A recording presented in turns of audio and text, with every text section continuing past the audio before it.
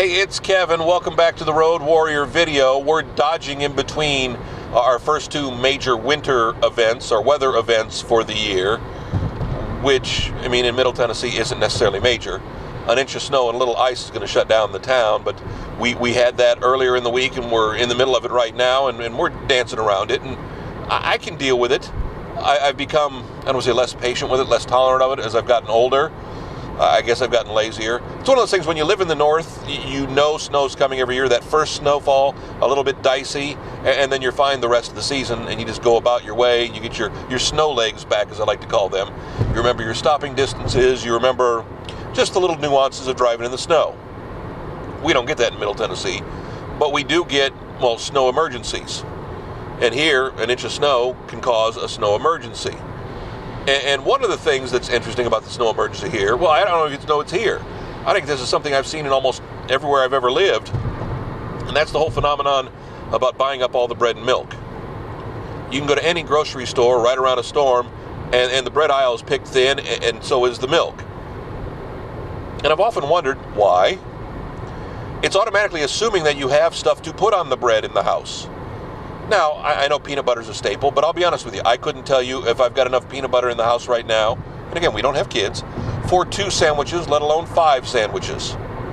And do you just eat peanut butter, or is there jelly? I mean, you know, there's all sorts of things.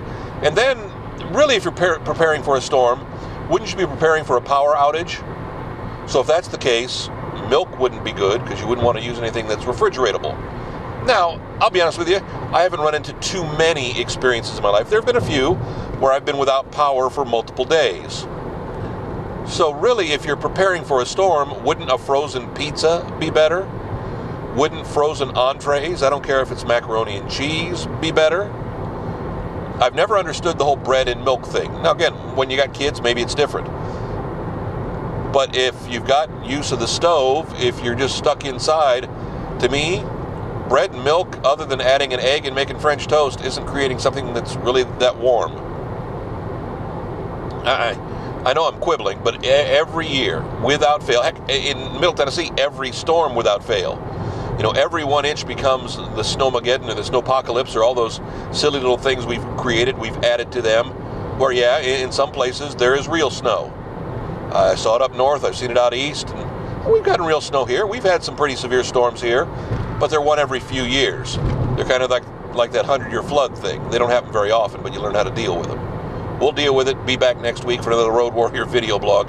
KevinMason.us. You can find us there. You can find us on Facebook. You can find us on YouTube. I'm thinking at this point, I mean, I normally run down all of the lists of places you can find us. If you just type in Kevin Mason Road Warrior in a Google search, or in a Facebook search, or in a YouTube search, trust me, you're going to find us. Don't just type in Road Warrior, get the wrestling guys. And Kevin Mason, goodness knows what you'll get. You'll get a comedian, a football player, now some musicians, some artists, and you may even get me too, but who knows which of my websites you're going to get. KevinMason.us, easiest place to find the Road Warrior. You can also subscribe on YouTube. You can subscribe to him, I guess, too, on Facebook as well. See you next week, another Road Warrior video blog. Stay safe.